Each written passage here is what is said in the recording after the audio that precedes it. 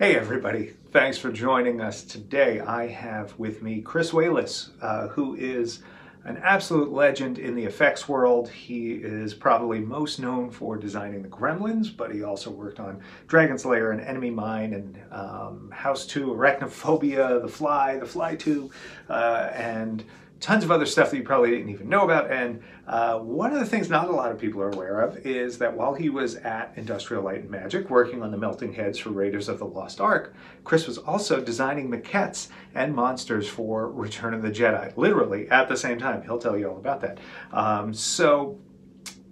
Chris and I had to record our parts independently, so this next chat will be mostly just him kind of reacting to my questions. I put the questions in text, but I'm so glad that he could join us, and I think you're going to really enjoy what he has to say. He also is doing a lot of cool stuff right now. He's retired and just making awesome monsters, so follow him. He's at Chris Wayless on Instagram. Go check him out. And please follow us at Regal Robot on Instagram. And if you're watching this on YouTube, hit that subscribe button and stay tuned for more cool stuff like this with amazing artists. I love designing aliens. I love designing creatures. I mean, I'm all about creatures. I love doing all kind of practical effects, but I'm a creature guy from day one. I mean, I just love coming up with variations on creature themes. So this whole Jedi experience was just like, yeah, bring it on. I think it was John Berg and Phil Tippett came to Don Post Studios to see if they could get a production run of rubber piranhas for the film Piranha. They started doing the underwater stuff and realized they were understaffed. And so Bob Short said, I know Chris Wayless is great, does all kind of cool stuff, whatever you want, he'll do that. And so they brought me in on that, and that was, again, you know, my entryway into actual filmmaking. Piranha was the first film I actually ever worked on. It's technically not true, because at Don Post Studios I cut out rubber spiders for Kingdom of the Spiders. So then I had a relationship with John and Phil, and this was, I can't remember, maybe a year later even, and Phil asked if I would be available to come work at ILM. Basically making molds was going to be my job for Dragon Slayer. So I got a one-year contract specifically for Dragon Slayer, which was cool. We got to make a great dragon, I think. It was a lot of work. I got to do a lot of different stuff, you know, sculpting, mold making. I did a lot of the running of stuff. I did a couple of specific rigs, like a mechanical claw for a close-up of it flying at Ralph Richardson or whatever. So that was a great experience, and I got to work with the top people in the entire industry at the time. So it was heaven on earth. I became a monster maker at like probably the best possible time in the history of film. It was insane. All the stuff was kind of like continually happening. All these new techniques and materials were all getting incorporated into the effects stuff right away, like really right away. A little too fast sometimes, but yeah, it was amazing. And you didn't think about it. It wasn't kind of like, wow, this is an amazing time. It was just kind of like you were too busy drinking in all this stuff to try and figure out how to make it work for you. But it was great. It was a great time. It was this wonderful finding time. I think for all the effects guys, it was kind of like you suddenly realize, hey, I can do stuff that I really never imagined I'd be able to do, just because I've just learned how to do this mechanically, and it works perfectly with this new material. So it really was a very, very unique time. It was interesting for me because I was a George Lucas fan from THX, and Star Wars had originally been written up as a space battle told from the enemy's side or something like that. That was sort of like the Hollywood line that had come out a year or two before the film. I was still at Don Post when it came out, my dad was in town visiting, and you'll love this. At Don Post, I got a whole bunch of free tickets, and nobody wanted them. I mean, nobody wanted free tickets to the movies. I'm like going, I love movies. I want to see this movie. I'll take the tickets. So I took my dad to see it. This was a showing at Fox. And I was blown away. I mean, just totally blown away. But even better was seeing my dad like totally blown away, because he said, it just reminds me of when I was a kid and Flash Gordon came out. You know, for us it was so real and so incredibly cool, and this has that same feel. And I'm going, okay, this is one of those great moments of experiencing humanity. It was really fun. I mean, really great. Just great to see my dad so excited about it, and just great to get so excited about it myself. Because obviously, you know, at that point there hadn't been anything really like that, and science fiction had been a very quiet genre for quite a while. There was the occasional big picture, but not a lot. It was kind of a dry time that it came out. So it was, yeah, I mean, I loved it. A huge, huge fan about it. So obviously, you know, when I was asked to work at ILM, it was kind of like, okay, that was the pinnacle of what you could possibly be in the effects industry at the time, was someone working on a Star Wars movie. And so, yeah, like, when they asked, it wasn't like I'm going to go, I don't, ILM, yeah, I know it's a big deal, but no, it's like, it's the deal. So that was great, you know. That was an interesting time at ILM. I worked on 3 pictures while I was there. I worked on Dragon Slayer, worked on Raiders, and worked on Jedi. And on Jedi I was doing designs and designing the creature shop and setting that all up, just physically. I hired a few people, basically looking for trainees more than anything else. It wasn't like I was going to say we have to hire the top crew out of LA, because that budget wasn't really there then. But I hired Kirk Thatcher, who was a friend of Joe Johnston's, came up to visit and said he was really interested, and seemed like a good guy, seemed like he was talented, so I hired him. My contract ran out at ILM, and I bid farewell to ILM, which was, it was kind of sad, because great people there, amazing talent, just such a learning process, a very intense learning year for me. Yes, so I did a ton of maquettes and some sketches as well for Jedi while I was on Raiders and Dragon Slayer. It was a very crazy time there for me, because I was filming on Raiders, I was filming on Dragon Slayer on the same day. We'd go do morning shoots on Dragon Slayer, puppet heads or whatever it is, and then it's, you know, do a test on the Raider, one of the Raiders' heads or something like that, while prepping the next ones. So it was very, very busy. And so when Phil said, well, we have to do a whole bunch of maquettes as well, I'm like, okay. So it was literally, you know, film a shot on one stage, run upstairs to either the rubber room or the art department, you know, sculpt as fast as possible, sculpt maquettes, and you know, literally put them in the oven, run back down, do another shot, run back up, take the maquette out, you know, let it cool down, run back down, set up another shot. You know, there's a break, run upstairs, spend lunch, you know, sculpting and painting maquettes, and then there were actually a bunch I did at home that I never even turned in, because I left before I had a chance to turn them in. But it was very, very busy. I mean, I would get there early and I would start doing maquettes just to like wake up over coffee, basically. And we did quite a few. You know, I wasn't sure. We didn't have a script. We didn't have, you know, we didn't have Ralph McQuarrie designs or anything like that. There was no reference at that point. We basically had no information other than make a bunch of alien designs. Okay? I mean, the only guideline we really had was it's probably mostly going to be masks and hands. So that's what it was. And, you know, I'm asking Phil, so what is George's process for this? What should I be looking to do? And Phil just said, you know, just do as many as possible. You know, George usually says no to everything. So the first time George comes in to see this first batch of maquettes we've done, he comes, oh, cool, I like all of them, they're good. It was just absurd because some of the maquettes had been raced through really, really quickly, particularly by me.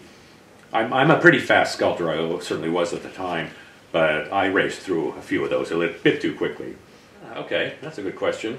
What do I think it makes a good monster? I would say two things. Most importantly would be readability.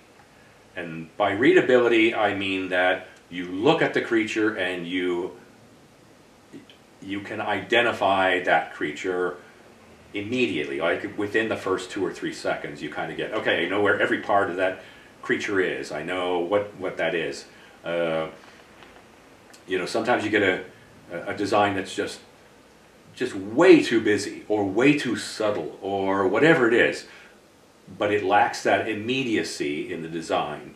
And I always go for that. I always go for that kind of like, okay, I got that thing right away. I know what that is. Because I think that then that lets you play with the subtleties on the next level of detail. The other thing I would say is really critical is relatability. It's different from readability. Readability is identifying something. Relatability is essentially being able to put either an emotion or a humanity to it. So relatability is you really see it's a scaly creature, blah blah blah, whatever. Relatability is I'm terrified of that, or I can see the character of life in it. So those are two of the, I think that for me, the two most critical aspects of creature design. And you know, it's particularly challenging when you're doing aliens because you kind of want it to not look human at all, but you still want it to be relatable, and so it's difficult to get away from the human proportions, at least between the eyes and the mouth. So you'll see on some of my designs, they're bigger heads or whatever, but the spacing between the eyes and the mouth is still very proportional to that human triangle. So that's designing aliens. You know, nature's so inspiring. Whatever you think you can come up with that's incredible and new and different, nature's like been there, done that. You want to see something, look at this. And you're like, whoa. So I always use nature as a reference. I'm always looking and studying animals and things like that, and looking at the natural forms that are within these creatures, these animals, the unique features, something, whatever's a little bit different. It's commonplace now. Back then, you know, we were still early on the alien monsters scenario, the whole avalanche of creature work that came out of the 80s. So for me, I've got to look through the reference here. Where the real world, where nature influenced me was on a couple of them. There's one that's it's listed here as a bug alien, but it's actually taken from a Lystrosaurus, which was a little mammal-like reptile that lived way back when. But it's got the same sort of face of that. You know, I have to say, I think they did a great job of copying the maquette designs. I mean, they were pretty straightforward, but they didn't seem to have played a lot around with the basic design. It was following it through, and I think they did a great job. I think they all look good. See, you have to understand, I didn't know any of my maquettes by the final names. We had our own names for them, so I never actually learned what the film names were. Rees, which I knew as 3 Eyes, and that was really, for me, it was sort of a fun upgrade of an old Irwin Allen style monster from, you know, Lost in Space or Voyage to the Bottom of the Sea. I saw it as, because it was, you know, it was very exaggerated. You know, it's got these big eyes out on stalks, and got almost a bovine sort of muzzle. But that was a fun one. I enjoyed sculpting that one. I remember sculpting that one. It was just kind of like, it seemed a bit silly to me at the time. I didn't think it was actually going to get chosen, but it did, so that was cool. Toothface is very specifically taken from one species, and that is, boy, I think it's a South Asian bush pig or something like that. It's very much what I did in that design. I basically took a long boar head and you know, crushed the front and back ends and removed the nose and the ears. So that was an easy one. That was very straightforward, and it was an animal that I was very familiar with. I find a lot of inspiration in all the various pig forms. I actually did a bunch of JABBA designs, only a few of which I even submitted. The one you're referring to, I haven't seen Ralph McQuarrie's design. Ralph had not, I don't think Ralph had even been working on the project when we were working on it. And Joe Johnson had asked me to come up with a few alternate JABBA designs.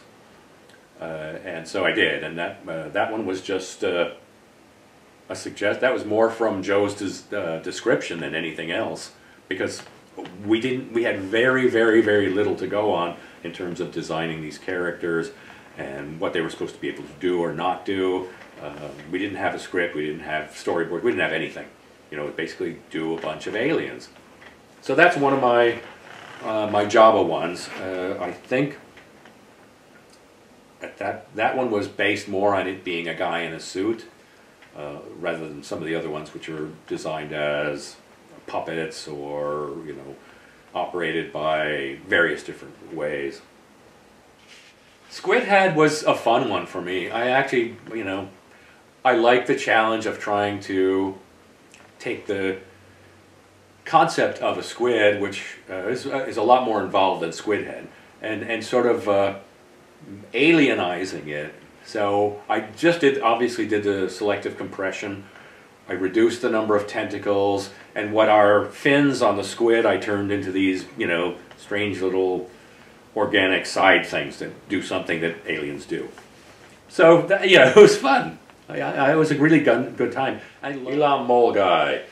Yeah, so mole is taken partially from, I think it's a sun spider. It's an arthropod that has like really powerful jaws on it. I changed the eyes on it and put nostrils on it and made it furry, but the inspiration was from a real world creature. The whole thing about fur is just one aspect of dealing with these maquettes, because, you know, they were all done in Sculpey, Super Sculpey, I guess. And you can vary the textures on them a lot. You can make them look very different. But it's always nice to add another dimension to the singular material you're working with. So whether that was adding costuming or weaponry or whatever, it really made a difference. So yeah, the whole thing about adding fur was actually to make, because we didn't know whether these were just going to be masks and hands with costumes or full suits. So a lot of the fur ones are kind of like, fursuits are easier to make than other kinds of suits, so this will be simpler. So that's why there's a couple that just have fur for no real reason. ISHI Tib. Okay, I gotta tell you, ISHI Tib, which I don't even remember what I called him when I made him, but that was my favorite design. I mean, that's a real Chris Walas design. That's one where it's not based on anything. It was more about playing with the forms and seeing what the clay told me to do, and I really liked it. I kind of wish I hadn't done it for Jedi and done it just for myself, but it's definitely my favorite design that I did for the show. Ah, yes. That was one that Phil specifically asked me to do. And that was, he wanted to do it on a horse because horse would be easier to work with than an elephant apparently, or any other animal. So, and it would be big enough to make it, to look larger for the EWOKs. So I ran over to Toys R Us and picked up a Buyer, I can't remember what kind of horse it was. And yeah, I threw that one together. That was very, very quick. It was basically designed to be something that you could just literally throw on over a horse. So it's just a 3/4 mask that hangs over the top, and basically different furring and dressing, and a sort of reptilian tail for it. It was very quick. I actually didn't like that one at all. I'm glad they didn't do it. Oh, yeah. So the whole design of the EWOKs was intriguing for me. Again, didn't have a lot of information. All this description we had was like they're little furry guys. They're going to be dwarves and midgets dressed up. So, okay. Phil had done his caveman version,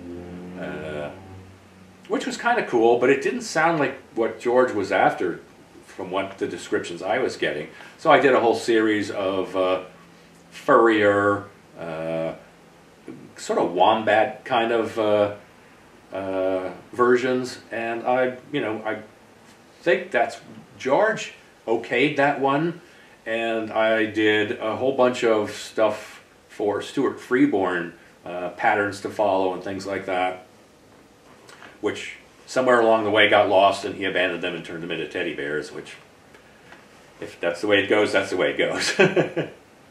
So, but yeah, I mean, I actually really liked my EWOK design. I thought they were kind of cuter than Phil's, and not as teddy bear as the final ones. They were more like real animals. Anyway,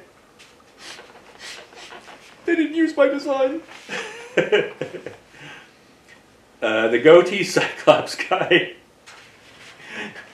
Okay, so that was probably the fastest maquette I did of all of the very fast maquettes I did. Literally like a 2 or 3 minute sculpt, and probably even less for the paint job. Yeah, it was again that was just the filler for this sort of like, we need to show George a slew of like 30 or 40 maquettes, and so, you know, pick the 3 you like and make a whole bunch that you don't care about. And that was one that, although I liked what it came out as, it's pretty crude. Good questions. It feels very strange for me to see any of my stuff continuing on. I love seeing the Star Wars universe getting fleshed out using these designs as entire civilizations, as entire different species, as opposed to, you know, just sort of alien dressing in Jabba's hut, in Jabba's place. So I mean, I love seeing that. I think that's great. It's great seeing that they're keeping the designs alive, that they're making use of them, that they think they're good enough to last. I think part of the reason they're lasting is that they're pretty decent designs. I mean, some of them, you know, they're good, strong, identifiable, readable, relatable designs that still work. Part of it is also just the fact that, you know, they're established parts of the Star Wars universe, so it's always great to see them coming back. Anyway, that's about it for my Jedi creatures time. It was a lot of fun. It was a lot of crazy, but it was very inventive, and I got to play with creature design, and you know, that's what I love to do. So, all good. So I hope everybody enjoyed that chat with Chris. I certainly did myself. I'm so excited that he has gotten together with us to work on this this new reuse maquette that we have going. So if you are seeing this before February 1st of 2023, go to our website, regalrobot.com/Star Wars. You'll find all sorts of really cool pieces, all scanned off the originals in the archives, and included in that is Chris Wayless's reuse sculpt. It's a signature edition. There's only going to be 100 of them, so go check it out. Hopefully you can pick one up and add it to your collection. Please remember to follow Chris at Chris Wayless on Instagram. Follow us at Regal Robot everywhere. Hit that subscribe button here, and if you are on Facebook, come join us. There is the Regal Robot Fans and Collectors group now that is growing very fast. We're doing contests there. We're doing sneak peeks. If you like what we're doing, go visit and join that group, and we will be excited to share some more with you there. So once again, thanks for watching. Have a great day.